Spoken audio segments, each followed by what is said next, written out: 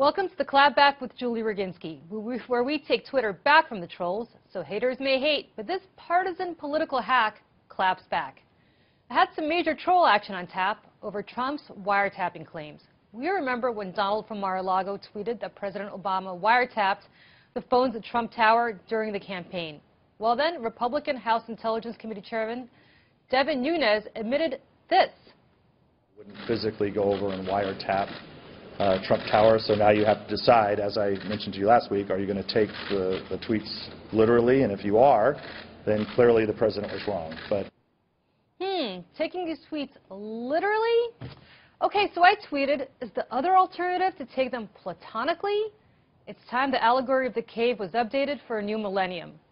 Side note, Plato's allegory of the cave makes an interesting point about how for many people, perception becomes reality. He was really among the first to warn us about fake news peddled by our so-called leaders, and that was about, 4,000 years ago. Oh, and then there's Linda, who tweeted, Julie, you're the most closed-minded partisan political hack, exclamation point. There's a difference between Barry, I assume that's Barack Obama, literally tapping and him having it done.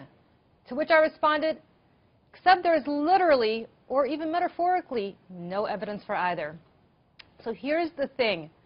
Just because the President of the United States makes an allegation, I understand for the previous 44 presidents, we would take them at their word and they would probably have something to back it up.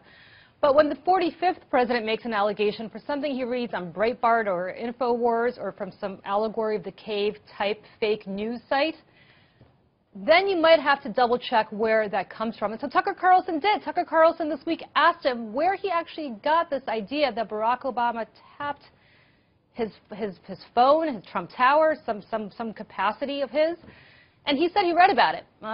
He has intelligence access better than anybody else. He could have just asked the feds whether there was a FISA warrant, but apparently he didn't. He just read about it somewhere on the web, I guess. I'm not really sure where he came up with it. Put it out there. And now everybody's scrambling in the White House to try to find the evidence to justify the president's tweet. So, you want to talk about fake news. Unfortunately, sometimes that fake news, without any evidence, emanates from the higher echelons of power, in this case from the most powerful man on earth. So, trolls, you'll tweet, and I will clap back. I'm Julie Roginsky with Fox News.